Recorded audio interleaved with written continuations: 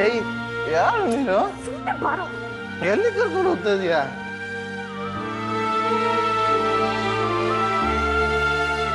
ಬಡಿ ಬಡಿ ಬೇಗಪ್ಪ.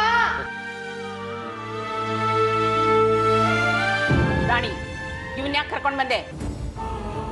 ಬಡಿ ಕುಡ್ಕೊಂಡು ರೋಡಲ್ಲಿ ಬಿದ್ದಿದ್ದ, ಅದಕ್ಕೆ ಕರ್ಕೊಂಡ್ ಬಂದೆ.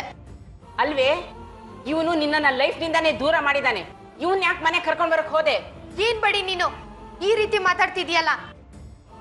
ಇವನ್ ಮೇಲೆ ನನ್ಗೆ ಏನೇ ಕೋಪ ಇರ್ಬೋದು, ಆದ್ರೆ ಮಾನವೀಯತೆ ಅನ್ನೋದೊಂದು ಇದೆಯಲ್ಲ, ಆ ದೃಷ್ಟಿಯಿಂದ ನಾನು ಇವನ್ನ ಮನೆ ಕರ್ಕೊಂಡ್ ಬಂದೆ. ಆಹಾ, ಇವನು ನಿನ್ನ ಮರಿಬೇಕಾದ್ರೆ ಇವನಿಗೆ ಮಾನವೀಯತೆ ಅನ್ನೋದಿರ್ಲಿಲ್ವಾ? ಅಲ್ಲ ಬಡಿ, ನಿಮ್ಗೆ ಯಾರದು ಗಲ್ಲ ಬರ್ತಿರೋದು? ರಾಜ ಎತ್ತೇಳು. ರಾಜ ರಾಜ ಯಾಕೆ ಈ ರೀತಿ ಮಾಡ್ತಿದೀಯಾ?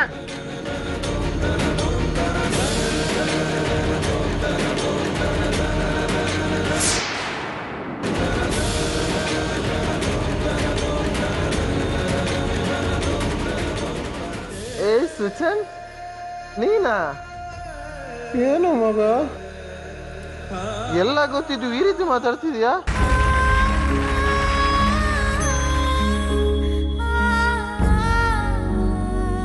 ರಾಜ ಕುತ್ಕೋ. ನನ್ ಕನ್ಸೆಲ್ಲ ನುಚ್ಚು ನೂರಾಗೋಯ್ತು. ಇವತ್ತಿಗೆ 1 ವಾರ ಆಯ್ತು ನನ್ನ ರಾಣಿ ಲವ್ ಸತ್ತು ಸುಡುಗಾಡಲ್ಲಿ ಸಮಾಧಿ ಆಗೋಯ್ತು.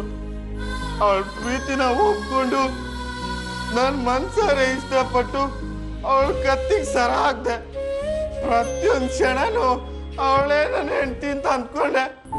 ಆದ್ರೆ ಅವಳು ಅವ್ರ ಅರ್ಥನೇ ಮಾಡ್ಕೊಂಡಿಲ್ಲ. ಮಗ, ನಾನು ಶಿವನ ಮದುವೆ ಆಗ್ತೀನಿ ಅಂತ ರಾಣಿ ಬಲವಾಗಿ ನಂಬ್ಕೊಂಡ್ಬಿಟ್ಟಿದ್ದಾಳ ಕಣೋ. ಆದ್ರೆ ಆ ಶಿವಾನಿ ನನ್ ನೆನ್ಸ್ಕೊಂಡ್ರೆ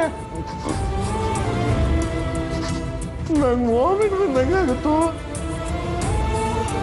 ಮಗ, ಒಂದ್ ಹೇಳ್ತೀನಿ, ಚೆನ್ನಾಗಿ ನೆನ್ಪಿಟ್ಕೋ, ಲೈಫಲ್ಲಿ ಯಾವತ್ತು ಇಬ್ಬರನ್ನ ಒಟ್ಟಿಗೆ ಪ್ರೀತಿಸ್ಬಾರ್ದು. ಯಾಕೋ ಮಗ ಕೈ ಬಿಟ್ಟೆ? ಓ, ನನಗೆ ಅರ್ಥ ಆಯ್ತು.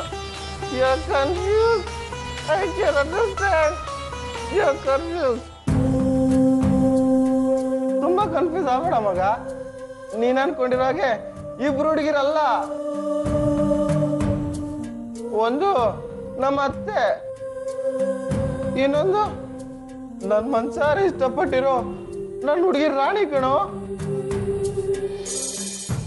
ಅವರಿಬ್ರು ನನ್ನೆರಡು ಕಣ್ಣಿದ್ದಾಗೆ. ಇಬ್ರಲ್ಲಿ ಒಬ್ರಿಗೆ ನೋವಾದ್ರೆ ನನ್ನ ಕೈಯಲ್ಲಿ ಸಹಿಸ್ಕೊಳಕ್ಕಾಗಲ್ಲ ಕಣೋ.